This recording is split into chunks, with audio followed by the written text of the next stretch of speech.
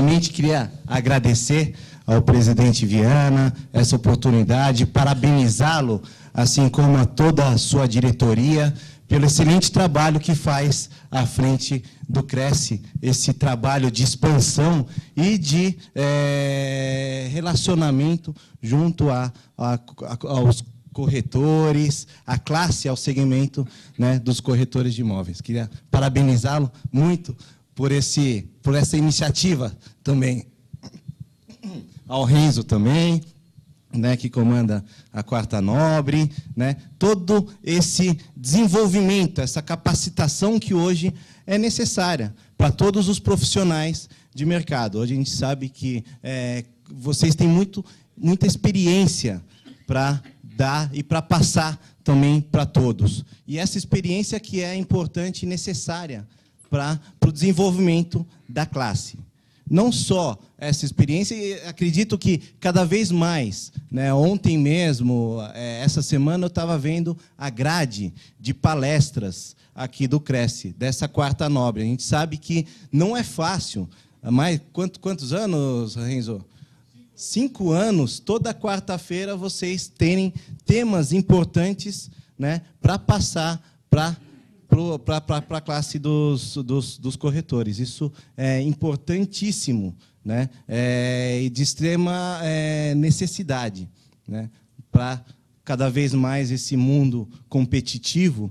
A gente sabe, né, que informação hoje é fundamental e necessária para todos nós. Queria agradecer também, né, Tomita, a todas as diretorias, aos diretores presentes, por essa oportunidade. Como o presidente Viana comentou, né, sou Vitor Kobayashi, filho do saudoso deputado Paulo Kobayashi. Muitos de vocês conheceram, né, o Paulo Kobayashi, e a gente criou o Instituto Paulo Kobayashi logo após o seu falecimento. 4 anos atrás, nós criamos a OCIP, uma organização da sociedade civil de interesse público, né, o Instituto Paulo Kobayashi, para continuar as ações sociais que o deputado realizava e o seu gabinete também realizava. A gente viu essa necessidade grande quando a demanda da sociedade civil, principalmente as entidades sem fins lucrativos, continuavam mantendo contato conosco para justamente criar, saber como dar continuidade às ações que vinham sendo feitas anteriormente. Então, criamos o Instituto Paulo Kobayashi para apoiar essas ações, para apoiar os eventos, apoiar os sindicatos, as entidades, para realmente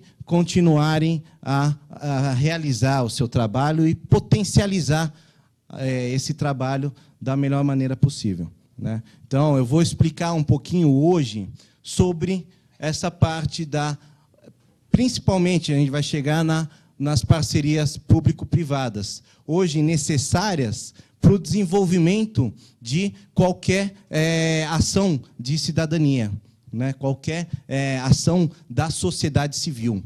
Então, vou falar um pouco, começar falando sobre voluntariado, né, para explicar esse importante trabalho de responsabilidade social que todos nós precisamos fazer, entrar um pouquinho em sustentabilidade, né, essa palavra mágica que vem sendo muito falada nesses últimos anos, principalmente nesse último ano, e falar um pouquinho sobre as parcerias público-privadas. Tá? Não poderia deixar de falar um pouco sobre todo esse voluntariado, responsabilidade, para explicar um pouquinho. E aí depois eu queria ter esse contato com vocês, perguntas, receber as perguntas que vocês têm, os comentários que vocês tenham, para a gente interagir um pouquinho. E até a gente sabe que o conhecimento não parte só de nós, né? A gente tem muito que trocar experiências e trocar esse conhecimento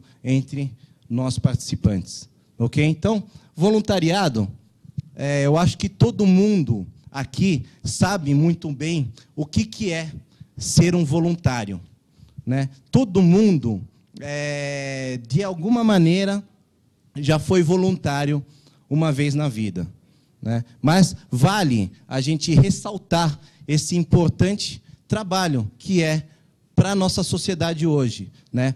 Realizar o voluntariado, usar um pouquinho do conhecimento que cada um tem na sua determinada área para realizar um trabalho social importante e necessário para as pessoas menos capacitadas. Então, ser voluntário é doar um pouco do seu tempo. A gente sabe que tempo é precioso para todos nós, do seu conhecimento, né? Do que você tem de conhecimento, doar um pouquinho disso para as demais pessoas que têm essa necessidade. Isso é ser um voluntário. Um médico que atende uma vez por semana, gratuitamente, pessoas carentes, né? A gente vê advogados fazendo trabalhos pro bono, né? Gratuitamente para atender populações necessitadas, atender entidades sem fins lucrativos que não podem pagar um advogado, mas precisam fazer projetos sociais. Hoje, cada vez mais, os projetos eles estão melhor estruturados e precisam de profissionais capacitados para tanto. Então, a gente vê que ser voluntário, né, todo mundo pode ser voluntário, né, desde realizar as ações individuais, que são essas ações que eu acabei de explicar, pegando o conhecimento de cada um dentista, um médico, um advogado, né, que possa realizar uma vez por semana, uma vez por mês, uma vez por ano, alguma ação para os mais carentes, né? Participar de campanhas, para aqueles que não têm tempo, pelo menos, campanha de doação de sangue.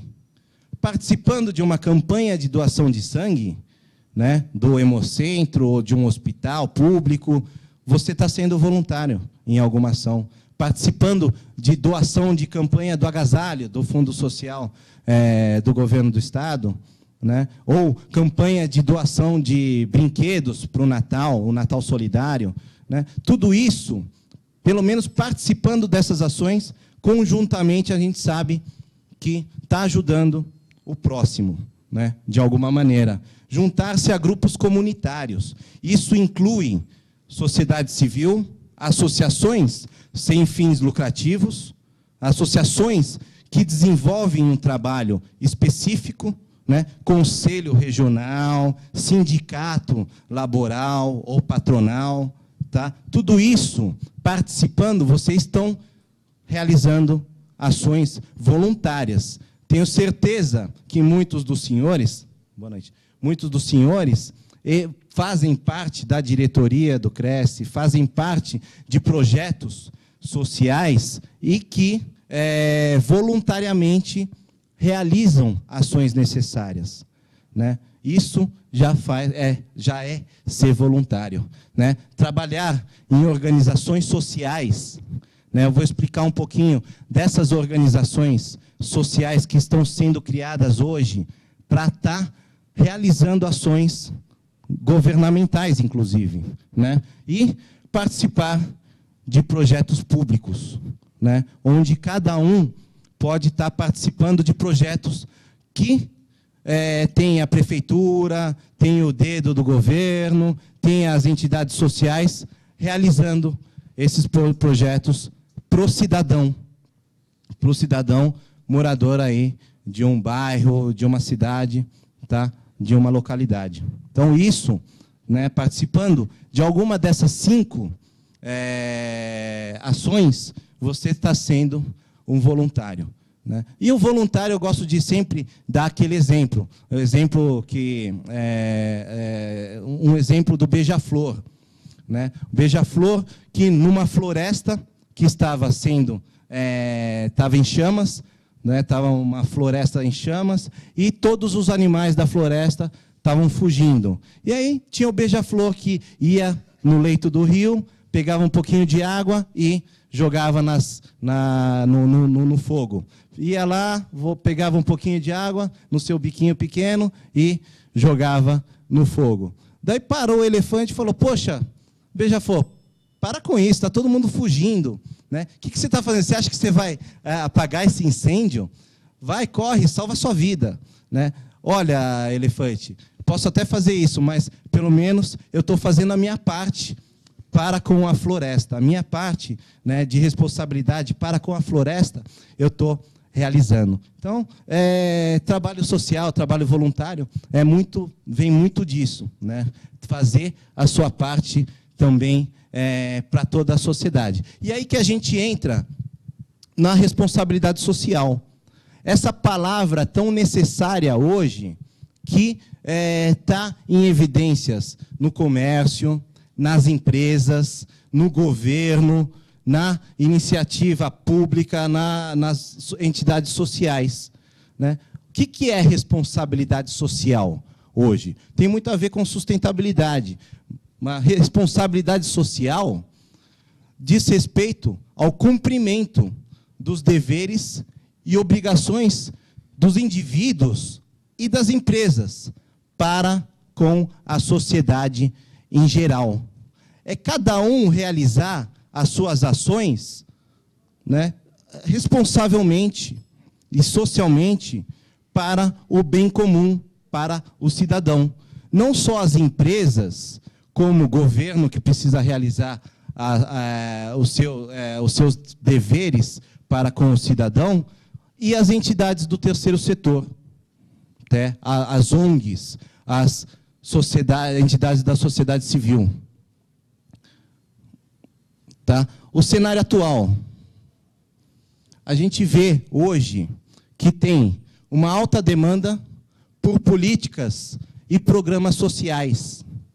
Tá? Isso do governo, até porque o governo não consegue suprir tudo aquilo que ele deveria suprir, deveria realizar, né? A sociedade civil cria as suas próprias entidades, as suas próprias organizações. Se o governo não está conseguindo suprir ou realizar o trabalho que ele deveria fazer, o terceiro setor se mobiliza e cria entidades, cria projetos, cria ações necessárias para atender uma população, para atender um bairro, um hospital, uma creche.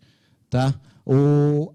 A necessidade da compreensão do ser humano, o cidadão, como nos aspectos socioculturais e biológicos, tá? Bioculturais.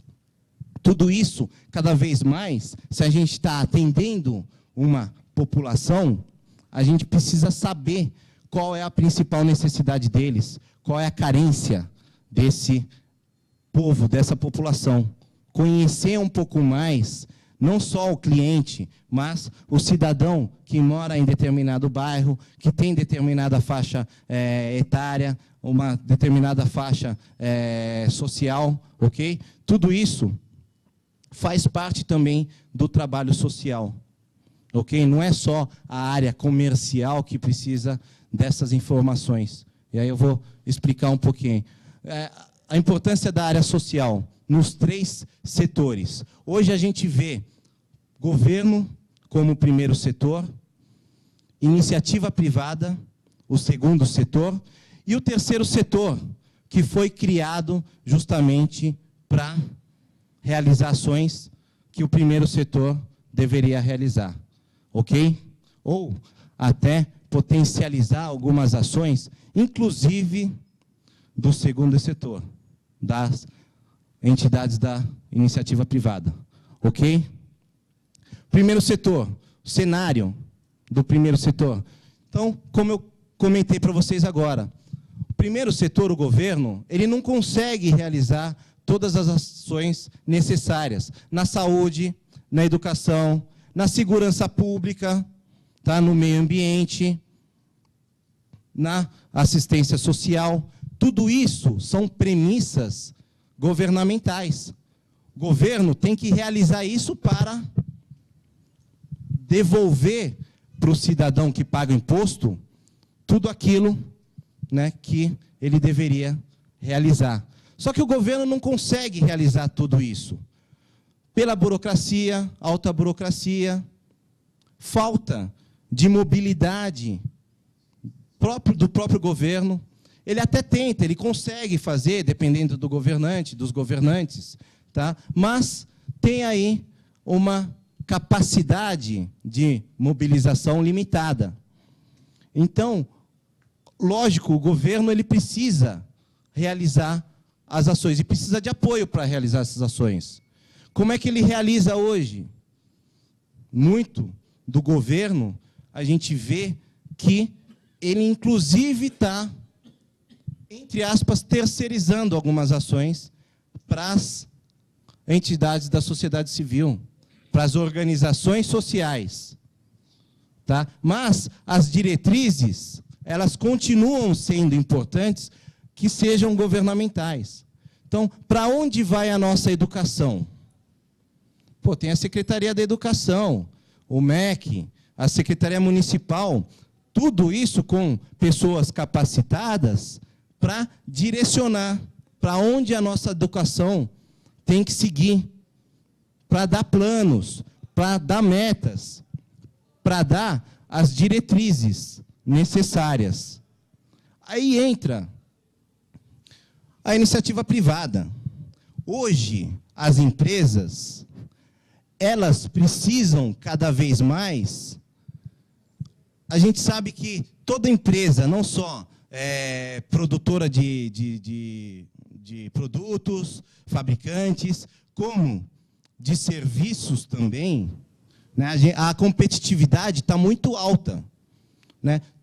Qualquer novo entrante, digamos, qualquer grupo de investidor pode entrar em qualquer ramo. Com investimento, eles compram conhecimento, tecnologia. Com a globalização, está cada vez mais necessário ter diferenciais. Tá? Por que determinado shampoo, ou determinada seguradora, ou determinado banco, né, os preços eles estão equiparados? Cada vez mais você encontra a competitividade, né, você vê nas prateleiras dos supermercados, né, na concorrência acirrada dos gerentes de banco, dos corretores de seguro, inclusive dos corretores, né, imobiliários. A gente sempre sabe que a competitividade é muito alta. Está cada vez mais alta. Então, qual é o diferencial para mexer na percepção do cliente, das pessoas, daquele potencial cliente? Por que ele vai escolher determinado produto em detrimento de outro? Usando algumas ferramentas, tá? Para marcar a percepção do próprio cliente, né? O poder da marca, né? Usar alguns diferenciais, né, que atinjam a percepção do cliente. E responsabilidade social é uma dessas ferramentas, muito em voga hoje em dia. Então, se uma empresa, a gente vê diversos bancos, tá, ou seguradoras, que gastam, patrocinando ações, R$100 mil para patrocinar um hospital, patrocinar um evento social, e gastam os mesmos R$100 mil para divulgar aquilo que fez. Tá? Justamente para mostrar que ele está fazendo a sua parte na responsabilidade social. Ele está fazendo parte da comunidade, de alguma forma, realizando ações que façam a diferença para uma comunidade. Assim, quando alguém for usar o produto, ou quando ele for abordado, né, algum cliente for abordado por algum gerente desse banco, fica mais fácil, né, o cliente ter empatia com essa marca, essa organização. Por quê? Porque ela ajuda a comunidade do bairro onde eu trabalho, ou ajuda a cidade onde eu moro, ou ajuda a comunidade, ou a creche do hospital, ou a creche, ou o hospital, ou a escola pública, que os meus filhos estudam, trabalham, etc. e tal. Tá? Então, isso, a responsabilidade social, está muito presente e necessária nas ações empresariais. Inclusive, grandes empresas, as empresas modernas, já têm a responsabilidade social no modelo atual de gestão empresarial.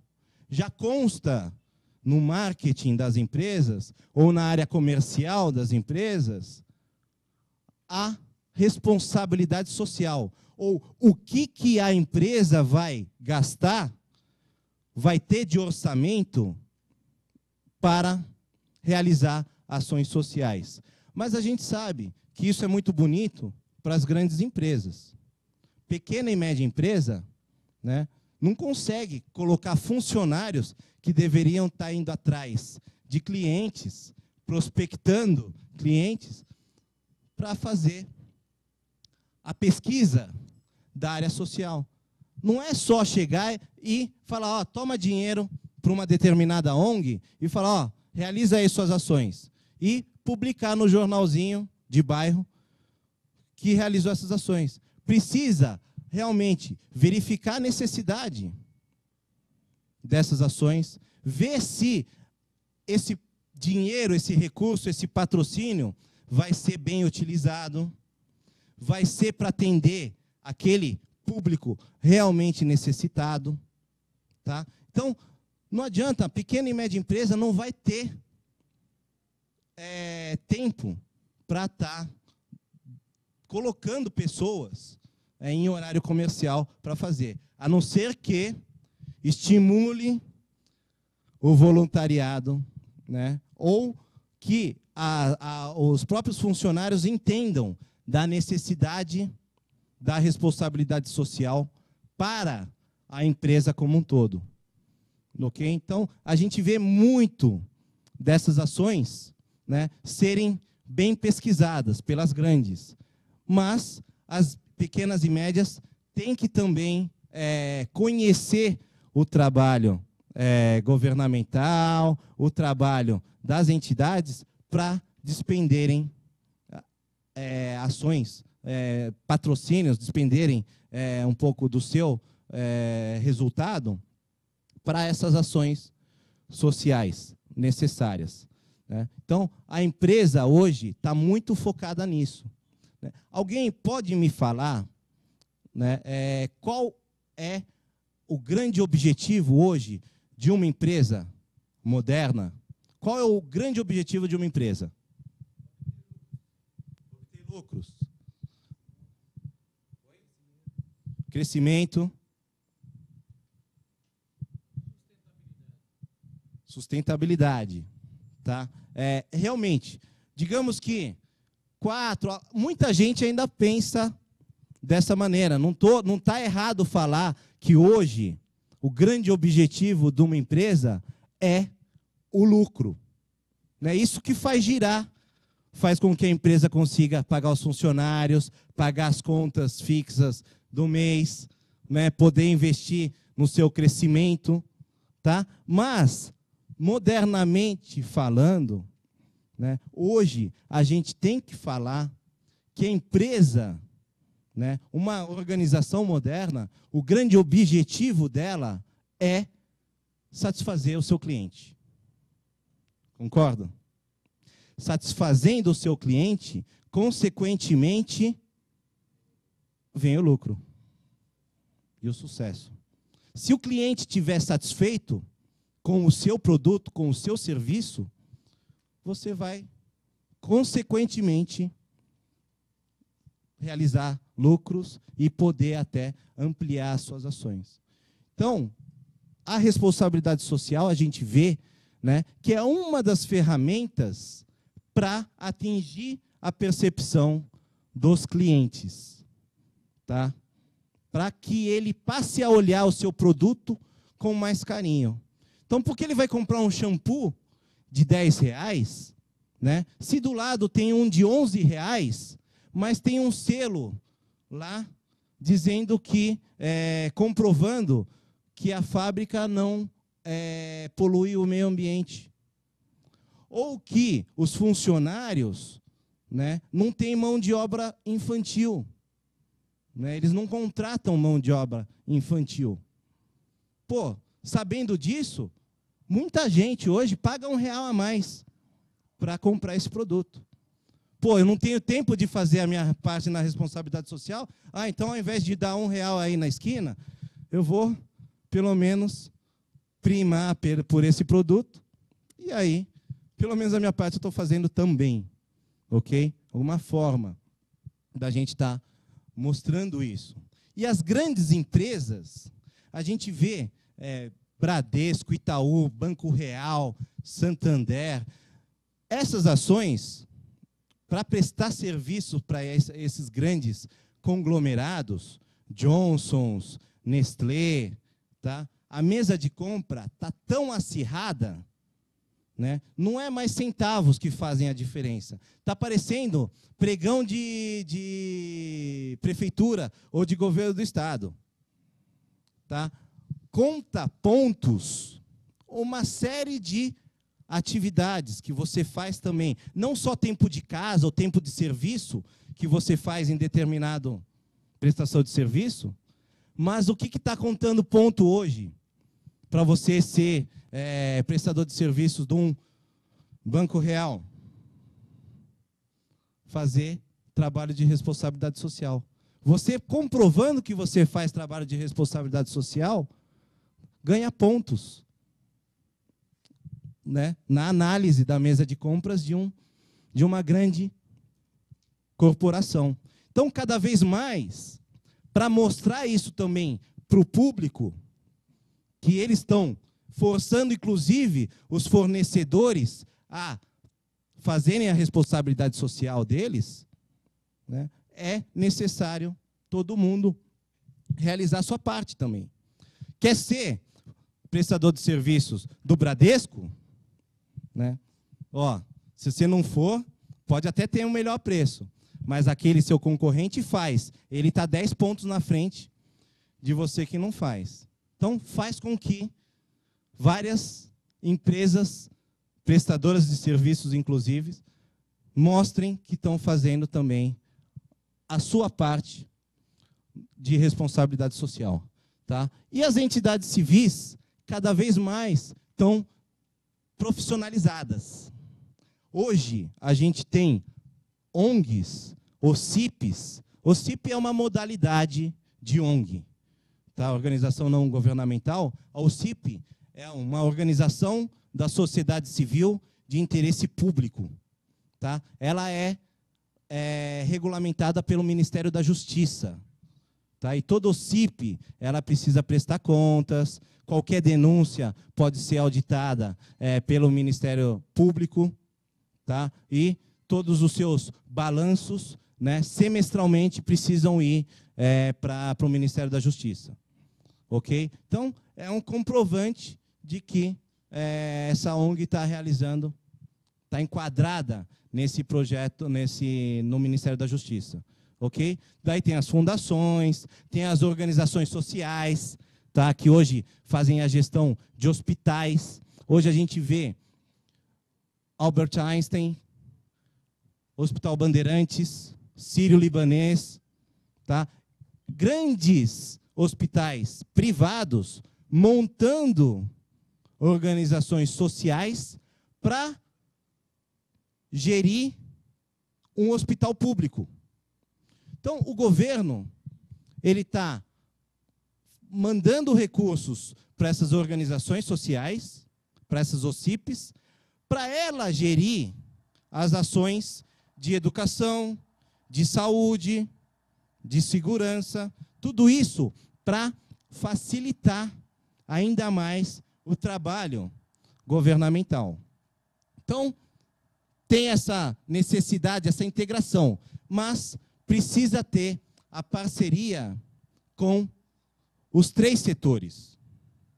Vocês perceberam a necessidade de integração, né, do poder público, do primeiro setor, do segundo setor da iniciativa privada e do terceiro setor das ONGs, das entidades civis? A necessidade é muito grande de ter um bom relacionamento, uma boa comunicação, projetos que tramitem nos 3 setores. Tá? Aquilo que não consegue ser realizado pelo governo pode ser potencializado pela iniciativa privada e realizando com entidades da sociedade civil tem um benefício fiscal. Tá? No caso das OCIPs, 2% no lucro real das empresas. Tá? Se a entidade pega uma lei Rouanet, entidade cultural ou projeto cultural, 4% do imposto de renda. Tem a nova lei do incentivo ao esporte, 1% do lucro das empresas. Ao invés de você pagar imposto que é devido, por que você não reverte parte? Vai pagar, sei lá, tem 1 milhão de lucro, né? Pega 4% disso e reverte para uma, ao invés de pagar o DARF, vai lá e reverte para uma ação social. Ainda faz o marketing, chama a imprensa e ainda divulga cada vez mais essas ações, né? Em benefício da própria marca da empresa. Ok? Sustentabilidade. Pô, chegamos na palavra que está muito em moda hoje em dia. Sustentabilidade. Que raios é sustentabilidade? Eu já vi, né, através do próprio da TV Cresce, que vocês já tiveram aí, só esse ano, umas 2, 3 palestras que falam um pouquinho sobre sustentabilidade. Né? E que é sustentabilidade? Alguém foi bom aluno e pode falar para mim o que é sustentabilidade? Alguém sabe me falar o que é?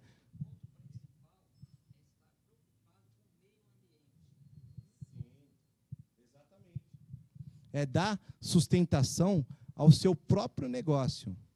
Se você é uma empresa fabricante de papel, tá? Você começa, sua matéria-prima é celulose.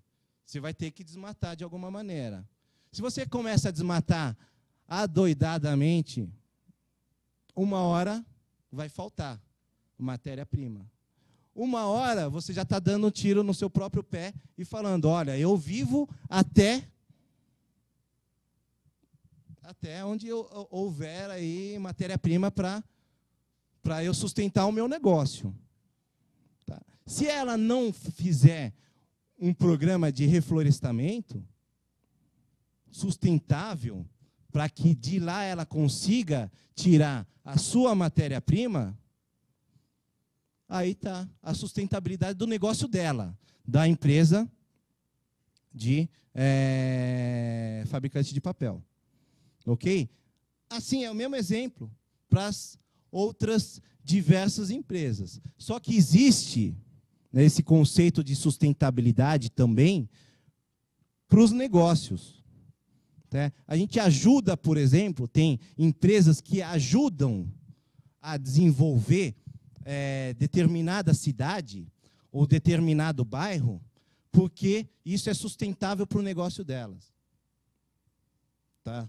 Então, tem uma empresa de Guarulhos, foi instalada recentemente, e vira e mexe, né,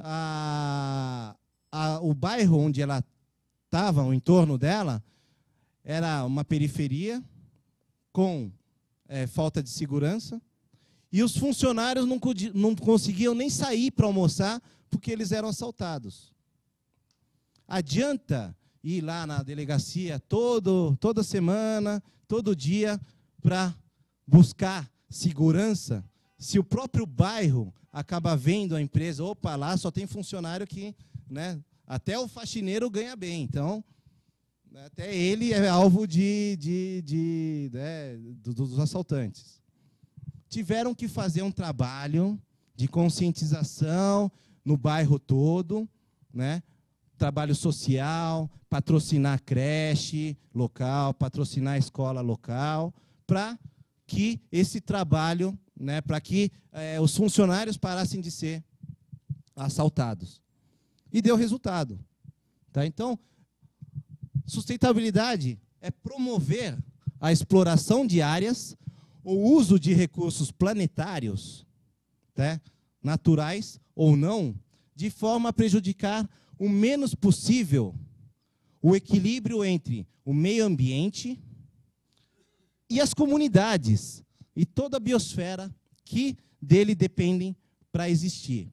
Então, se eu estou realizando alguma ação, né, que eu consiga realizar essa ação que prejudique o menos possível não só o meio ambiente, mas todo o entorno. Né? Se eu sou uma fábrica de refrigerantes que estou me instalando aí em determinada cidade, pô, se eu consumir toda a água necessária para os refrigerantes, de repente, pode ser que a cidade tenha falta de água. Ok? Hoje. Né? Então, se eu estou me estabelecendo, uma montadora está se estabelecendo em determinada cidade, ela precisa estudar, analisar, ver se de lá ela consegue contratar funcionários locais. Ela não vai conseguir expatriar o pessoal todo, ou daqui, se ela for para outra, para uma cidade a 3 horas aqui de São Paulo. Ok? Então, tudo isso é uma análise sustentável, tá? Da própria empresa, da própria organização, que precisa ser feita em conjunto com o governo e com a sociedade local. Ok? Então, e o que isso tem a ver com os empreendimentos imobiliários? Que aí estão aí muitos dos senhores participando, vendo esse raio também de empreendimentos verdes. O que é uma casa, uma residência sustentável? O que é ecologicamente correto? O que é um prédio, né, sustentável? O que é esses condomínios sustentáveis que hoje estão muito em evidência, estão muito na moda? Tá? É justamente mostrar, através de determinados fatores, né, que os empreendimentos também estão fazendo a sua parte. Né?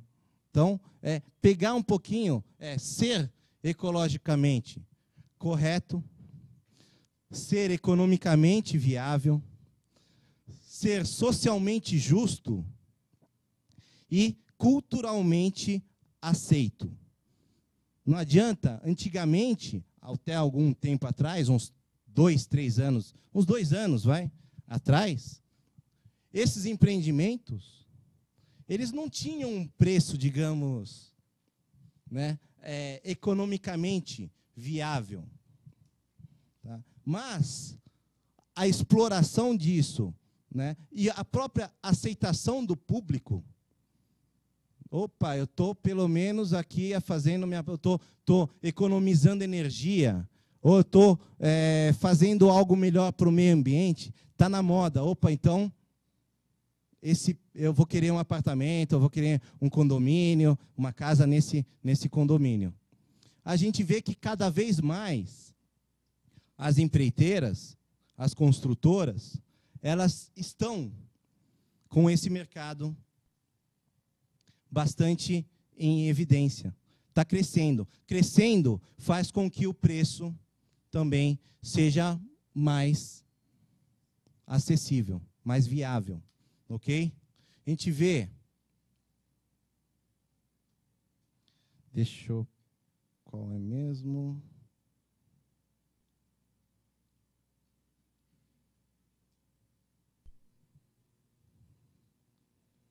Apertei um botão errado aqui, pessoal. Então, a sustentabilidade também nesse meio ambiente, nos empreendimentos imobiliários. Tá? Muito em evidência. Como é que faz para voltar para o vermelho? Ah, boa. Tá? Então, mas o sucesso desses empreendimentos vai depender muito de um controle governamental. A gente já viu a proibição de telhas de amianto, proibição do uso de, sei lá, excessivo, abusivo de água. Tá? Tem algumas ações que podem ser regulamentadas. Limite de construções, tá? Os produtores rurais, né, 20%, né, do próprio terreno tem que ter mata nativa. Então, existem já algumas leis que regulamentam isso. E quem vai forçar isso também? Os clientes mais conscientes. A gente vê que sustentabilidade hoje é um caminho sem volta. Né? Assim como, antigamente, você estava acostumado com aquele tijolão, lembra do tijolão da Motorola, do celular? Né? O orelhão. Né? Hoje, ninguém mais aceita, né? Até pela praticidade, ninguém mais aceita, né, um aparelho antigo. A mesma coisa. Logo, essa importância do meio ambiente, do verde, da sustentabilidade, da responsabilidade social, vai estar tão em evidência que vai virar parte do nosso cotidiano. Tá? Hoje, é um diferencial. Logo mais, é o que eu costumo falar também para os meus alunos. Né? Pessoal, muitas coisas que a gente vai absorvendo, conhecimento principalmente, acaba sendo básico. Hoje, faculdade, para quem está entrando no mercado aí, do mundo das grandes corporações, a faculdade já virou um pré-requisito básico. Básico, correto? A pós-graduação é o diferencial. O básico é o que todo mundo precisa ter, no mínimo, para entrar como estagiário ou como trainee das grandes corporações. A faculdade é o básico. A pós-graduação é o diferencial. Hoje, a gente vê sustentabilidade em muitos negócios, é o diferencial. Mas logo, pela alta competitividade, vai ser o básico. Concordam? Então, cada vez mais a gente vai ouvir mais ainda esse termo, sustentabilidade, meio ambiente. Né? As ações, o que você está fazendo, né, para a sustentabilidade do seu bairro? O que você está fazendo por outras ações? Aqui, não vamos ler tudo isso, mas são alguns exemplos de sustentabilidade nos empreendimentos imobiliários. O que o pessoal está usando muito nas novas construções? Correto tratamento dos resíduos, né, usados na construção do empreendimento. Tem muitas empresas que não conseguem nem alvará se não tiver um plano correto do uso dos resíduos, né, para determinada construção. Ok? Uso de material certificado na construção. Hoje as madeiras já estão certificadas. Tá?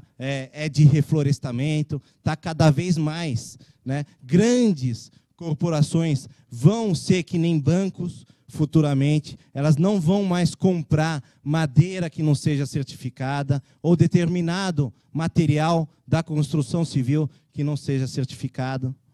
Ok? Melhor aproveitamento da luz do dia, tá? Ou o uso de energia solar. Posicionamento do empreendimento, né? Devido a um estudo de correntes do vento mesmo, para que use cada vez menos o ar-condicionado.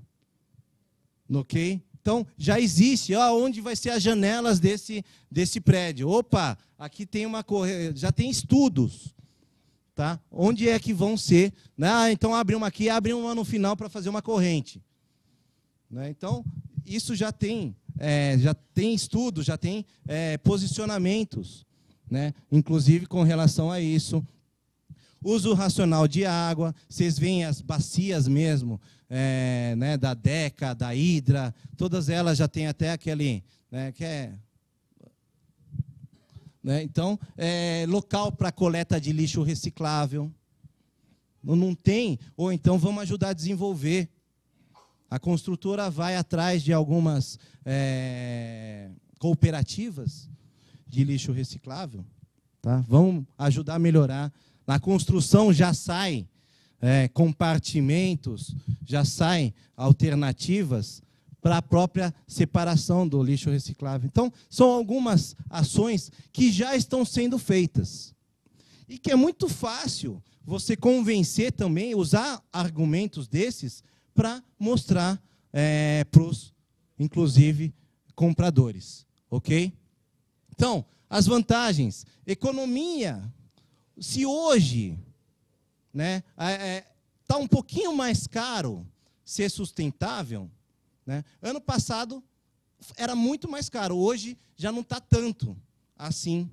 Se ano passado já tinham estudos financeiros de que, realizando essas ações que eu passei para vocês, no final do mês, vocês conseguem uma economia, né? Não no primeiro, mas talvez no terceiro, quarto, quinto mês, já pagou aquele investimento que vocês pagaram um pouquinho mais caro, mas cada vez mais, esse investimento que era um pouquinho mais caro, vai estar mais barato. Cada vez mais vai estar mais barato. Entendeu? Então, a gente vê aqui, economia nas contas de manutenção do empreendimento, do condomínio, o marketing social é muito importante, né? Outra coisa que eu esqueci de falar para as empresas, é importante para os funcionários, o que a gente chama de marketing do cliente interno, o endomarketing. É importante a grande corporação fazer para os funcionários dentro da empresa. Então, se está fazendo as ações sociais, comunica para os seus funcionários, porque eles vão ter orgulho de participar de uma corporação que está realizando um trabalho importante para a sociedade. Ok? Então, isso é importante, inclusive, para motivar os próprios funcionários das organizações. Tá? Tem muita empresa que estimula o voluntariado, para que eles se voluntariem fora do horário de serviço, ou faz um banco de horas, ou deixa eles trabalharem 1 a 2 horas por semana, em horário comercial, para atender determinada trabalho social.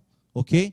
Então, isso é importante para o fortalecimento da marca. Não só externamente, mas internamente também. Ok? Satisfazer um crescente número de clientes que procuram fazer seu papel sustentável. Então, a gente já vê. Pô, aquilo que, por exemplo, 3, 4 anos atrás, ninguém sabia também o que era produto orgânico. Vocês sabiam o que é? Produto orgânico. E muita gente desacreditava. Ah, imagina, esses produtos orgânicos. Pô, hoje, 30% de uma prateleira de supermercado tem produtos sem agrotóxicos. Produto orgânico. Que no comparativo, praticamente é a mesma coisa. É aquele produtor que fala, olha, não estou agredindo o meio ambiente, nem o lençol freático da minha produção, nem não sei o quê, e nem você, o seu corpo mesmo. Né? Eu estou produzindo algo sem agrotóxicos. Né? Então, quem imaginaria que hoje 30% é um mercado que só existe em grandes supermercados. É um produto que não vai nem para o Ceasa, pessoal.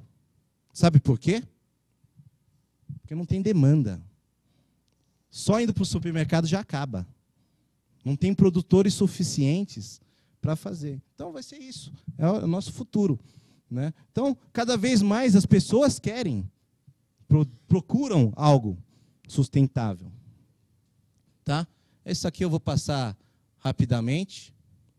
São oportunidades, no primeiro, no segundo setor. Isso aqui é só para dizer que cada vez mais os profissionais precisam, tanto no primeiro setor, no segundo setor, no terceiro setor, precisam realizar comprovadamente ações sociais, né, para o desenvolvimento da carreira profissional. Então, eu falo muito para os jovens isso. Tá? Realiza um trabalho voluntário, né, coloca no currículo, porque isso é um diferencial. É um diferencial que você sabe trabalhar em equipe, que você realiza ações em horários que você não precisaria e mostra um pouco de dedicação. Né? Um pouco do seu tempo que você está dando, um pouco do seu voluntariado, serve também hoje, cada vez mais, para o seu currículo profissional. Tá? Aquelas pessoas que não fazem isso, não estou dizendo que é fundamental, mas aquela relação que eu passei para vocês, da mesa de compras, é um pontinho a mais, ok? Num currículo de um profissional. É um pontinho a mais. Os outros podem ter o básico. Se você tiver alguns diferenciais, é isso que vai fazer a diferença. Para a grande empresa, para o profissional, e etc. e tal. Ok? Aí a gente chega, né, na conclusão. Transformação social. É uma palavra também até um pouco difícil, assim como sustentabilidade, de ser explicado. O que é transformação social? Hoje, uma ONG ou alguma entidade que presta serviços sociais, ela tenta transformar uma sociedade, um bairro, uma comunidade. Como e quando ela consegue realizar uma transformação social? Eu digo que transformação social é o objetivo de toda entidade social. Ok? Transformação social é quando a gente consegue fazer com que o beneficiado de um projeto social, aquela pessoa que é de uma comunidade carente, que você conseguiu incluir na informática, ou que você conseguiu fazer ser formada num segundo grau, né, é fazer com que essa pessoa, naturalmente, replique isso para as outras. Se essa pessoa que foi beneficiada de um projeto social conseguir replicar esse trabalho, ela foi beneficiada, e ela conseguir beneficiar outras pessoas, aí é a transformação social necessária para a gente conseguir transformar a mentalidade de uma comunidade, de uma sociedade, de uma cidade, ok? Então, isso é o que a gente fala de transformação social, é o que nós pretendemos nas ações realizadas, né, nas entidades sociais, ok? Tá? Aqui eu vou deixar alguns exemplos. A gente tem, hoje, o Instituto Paulo Kobayashi, até foi de uma demanda, a gente pegou uma foto aqui de uma associação comunitária no bairro da Saúde, né? E essa demanda a gente viu que a terceira idade é a que menos se beneficia dos projetos de inclusão digital. Hoje, a inclusão digital está muito em evidência também. É um novo, digamos, analfabeto moderno. Se o governo faz com que todos os acompanhamentos de subprefeitura, todos os pagamentos de DARF, segunda via, os bancos fazem com que a gente acesse cada vez mais a internet, as telefônicas da vida também faz com que a gente vá para o canal internet, né? Quem não está inserido, incluído digitalmente, está, consequentemente, isolado, excluído socialmente. Então, inclusão digital tem tudo a ver, nesse momento, com exclusão social. Cada vez mais a gente vê, hoje, né, o governo até está conseguindo fazer as suas ações, né? A gente vê as escolas municipais e as escolas estaduais, todas elas hoje já têm um laboratório de informática. Mas e o pessoal acima de 40 anos? Ah, não tem tempo, ou não vai também numa escola de informática para ter aula com um jovem de 16 anos. Fica com vergonha de ficar toda hora. A metodologia é diferenciada e precisa, em alguns pontos, ter uma metodologia, um acompanhamento diferenciado. Na primeira aula que o cara, né, acima de 40 anos vai numa escola onde tem 80% de jovens, na segunda aula ele não vai mais. Ele para uma vez a aula, para a segunda vez a aula, para pedir informação para o professor, depois fica constrangido e não vai mais. Essa é a realidade. E não tem, são poucos os programas sociais de inclusão digital. Então, a gente criou 11 salas de informática para terceira idade. Lógico que em horários distintos, elas realizam ações para os jovens, de capacitação. Tá? Esses são alguns exemplos da onde eu queria chegar, da parceria público-privada.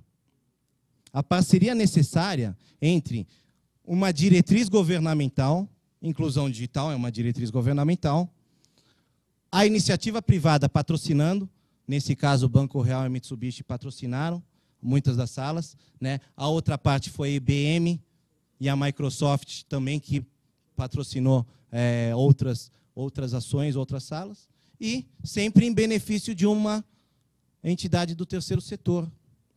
São os 3 setores, parceria público-privada, ok? Gerida por uma entidade da sociedade civil. Nesse caso é o Instituto Paulo Kobayashi, mas poderia ser diversas outras. A gente realiza em diversas outras entidades. Essas entidades, elas gerem também, ajudam a gerir, né? Isso é interessante. O cara que fez esse desenho, né, um formando, né? Pessoal, quantos anos vocês acham que ele tem para desenvolver? A gente faz um concurso, né, no final desses projetos, e aí tem quem fizer o melhor desenho. Isso vai no mouse, hein, no Paintbrush, que não é nenhum Corel Draw, que é um programa de desenhos, né, da vida. É bem arcaico mesmo, né? Chuta aí uma idade, pessoal. Ele ganhou. 85 anos. Tá? Ele ia de bengala lá, todo dia. Tá? 85 anos. Né? Essa senhora aqui também, quase 75 anos, fez esse passarinho. Né? Esse aqui era o pintor estava pintando a sala. E aí ele acabou entrando também. É um senhor de 70 e poucos anos de idade também. Né? Então, é interessante mostrar alguns exemplos. Aqui, uma parceria interessante, também público-privada. A gente reformou a Praça da Liberdade. Uma reforma mesmo, estrutural, de calçada, de piso, iluminação, todas as fachadas do comércio do entorno da Praça da Liberdade. Isso deveria ser piso, calçada, boca de lobo, etc. É uma premissa da prefeitura, concordam? Tá? Nesse caso, né, através do Instituto, a gente pegou essa necessidade dos comerciantes locais, né, depois que teve o Cidade Limpa, a Praça da Liberdade ficou descaracterizada como um bairro japonês, porque tiraram os letreiros, e aí? Certo? E aí, a gente fez um projeto arquitetônico, junto com a Calípolis, o escritório de arquitetura, né, para padronizar as fachadas e dar uma cara mais oriental. E o bairro da Liberdade é um dos poucos bairros turísticos. Né? A gente sabe que São Paulo, né, apesar dessa grandiosidade, tem poucos bairros, reconhecidamente bairros turísticos. Né? A Liberdade é um, Bexiga é outro, Brás um pouquinho outro. Então, a Liberdade tinha essa necessidade. Né? Fomos ao Bradesco, o Bradesco topou patrocinar, além de patrocinar e mostrar uma iniciativa inédita, ainda bateu no imposto de renda, ainda fez um marketing danado em cima disso, a gente ajudou a fazer, né? Toda a praça hoje, da Liberdade, ela está toda reformada, né? Isso melhorou o comércio, melhorou o turismo, tenho certeza que ajudou, inclusive, a melhorar inclusive, né, os próprios empreendimentos imobiliários de lá. Ok? E aí, né, essa praça, o Bradesco virou uma réplica do Castelo de Osaka, que é a cidade irmã, co-irmã de São Paulo, é Osaka, né? Então, pô, para a gente, até hoje, para na praça, em final de semana, que circulam 20 mil pessoas por dia, e para tirar foto. Nossa, olha, uma agência. E está lá, a agência do Bradesco. Ok? Visivelmente ajudou, teve esse incentivo cultural. Isso é um exemplo de parceria público-privada, que pode ser feita também em diversos outros locais, né? Oscar Freire, que se mobilizou, a entidade, a associação local, se mobilizou para fazer aquela reforma bonita, né? A rua do restaurante Família Mancini, também, propriamente, o Boulevard lá foi, né? É uma iniciativa da sociedade civil, não só local, do comércio local, mas da sociedade civil, das entidades, né? É aquilo, o pessoal que sabe que vai demorar no mínimo 3 anos, né, para um edital ser montado, para uma licitação ser ganha por uma empreiteira, e não sei o que, tal, resolve fazer, né, pela própria iniciativa. E aí vai atrás de parcerias. Nossa, a gente está vendo a Nova Luz. A Nova Luz logo, logo vai ter. Está uma encrenca. Mas... Putz, tá... E tá, né? E lá tem muito interesse, lógico, econômico-financeiro, né? Então...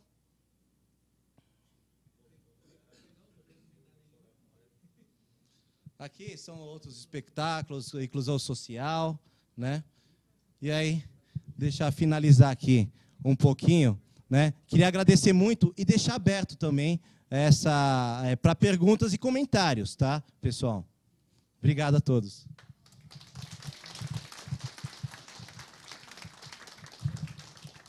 Opa, então, perguntas, vamos abrir também, para não ficar um monólogo, né, pessoal?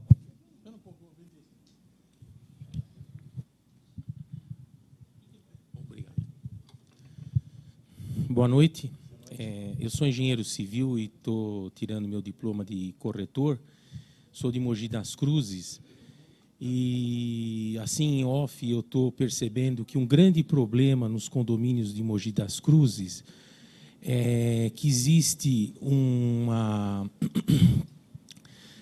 o esgoto de certos condomínios é jogado no lençol freático. E ali é feita a captação através de poço.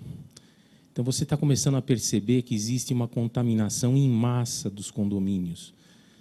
Alguns aquários, já os peixes estão adoecendo, quer dizer, as pessoas estão bebendo água com coliformes fecais. Agora, se você fizer uma análise dessa água através da Universidade de Brás Cubas, vai se constatar isso.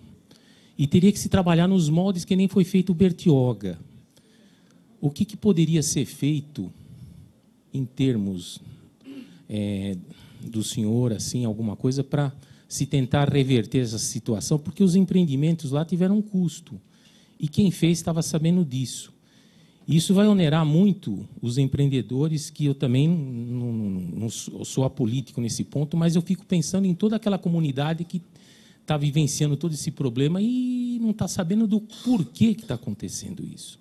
Quer dizer, os engenheiros sabem, de Mogi das Cruzes, mas isso vai estourar qualquer coisa, principalmente quando chove, você percebe que começa a exalar. Então, aqueles lagos que o pessoal pesca, aqueles peixes, estão comendo tudo. É verdade. Na verdade, isso aí vem muito de mobilidade da sociedade civil. Senão, não vai para frente, né? Se não tiver uma mobilidade, ou a prefeitura comprar a briga ir lá e começar a multar os empreendimentos, os condomínios, porque já são condomínios,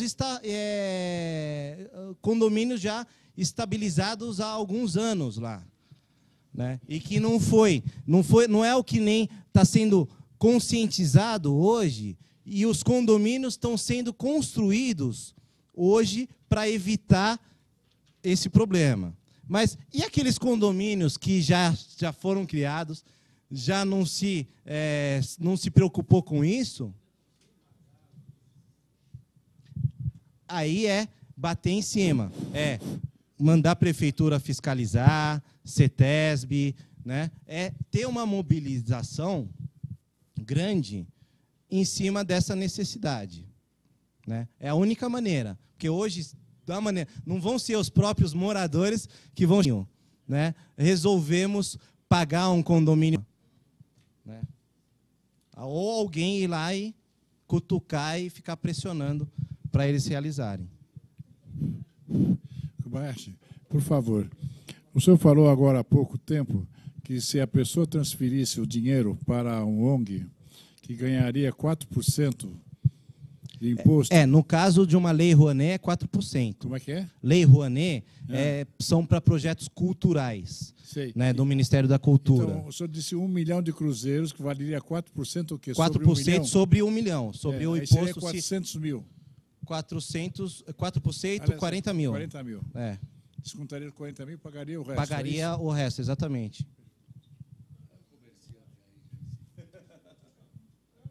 Tá? É a parte que, inclusive, o governo pode realmente fazer. Incentivo fiscal, né?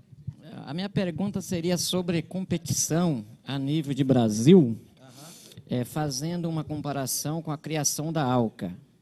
Nós temos percebido que, de 5 anos para cá, tem vindo pessoas de fora, e eu até peço desculpa a você, porque você representa realmente pelo seu currículo, justamente o quê? Um país que é de origem da sua família. Mas longe de fazer crítica. O brasileiro está preparado para competir com um país, digamos, que é de primeiro mundo? Essa é a minha pergunta. Hoje, em alguns setores, a gente até tem o orgulho de falar que está, né? Em alguns setores, né, agropecuária, né, agribusiness, né, alguns até têm capacidade.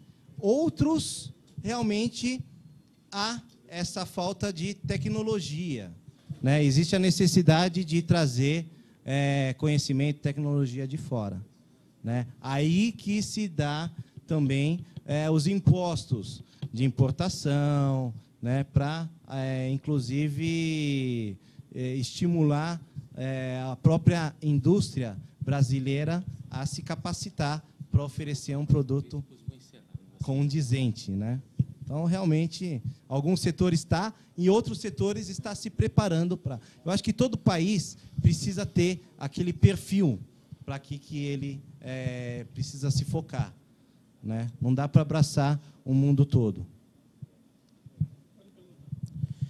Eu gostaria de completar aqui o que o professor falou, que eu sou de Mogi, de Suzano. Nós já temos empresas em Suzano, ali na frente da Nalco, em que existem sistemas de laboratório que você cria o dia à noite, em questão de minutos. Você tem aceleradores de dia e de noite, você tem armazenado em certos segmentos produtos que deveriam ter validade de 3 anos, você acelera esse exame para 5, 10 anos. Então, existem produtos em área veterinária. A ideia é o seguinte: já se faz decomposição de líquido, já se faz decomposição de gás, agora vai se partir para decomposição de solo e a recomposição. Então, qualquer produto que você tem em qualquer parte do mundo, nós já temos essa tecnologia e estamos muito na frente. Vêm os alemães, vêm os italianos, vêm os japoneses, nessa empresa que, por ética, eu não vou falar, e se analisa álcool, se analisa uma série de produtos, se já está se comprando áreas, injetando vacinas em gado, já está se estudando tudo isso. Quer dizer, nós estamos muito à frente de muitos países europeus. é que, como todo bom brasileiro que nós somos, isso está sendo divulgado meio em off. Quer dizer, a nossa tecnologia nesse campo está muito grande. É no bairro do Rafo. Meu nome é Reinaldo Rafo, que está se desenvolvendo essa pesquisa. E vem pessoal de vários segmentos ver essa indústria. É impressionante quando você entra num espectrômetro e você decompõe um alimento e você percebe quanta fraude, inclusive na área médica, existe. Mas 2, 3 anos não vai ter mais campo para isso, porque a Anvisa está tomando a frente disso. Ótimo, excelente informação.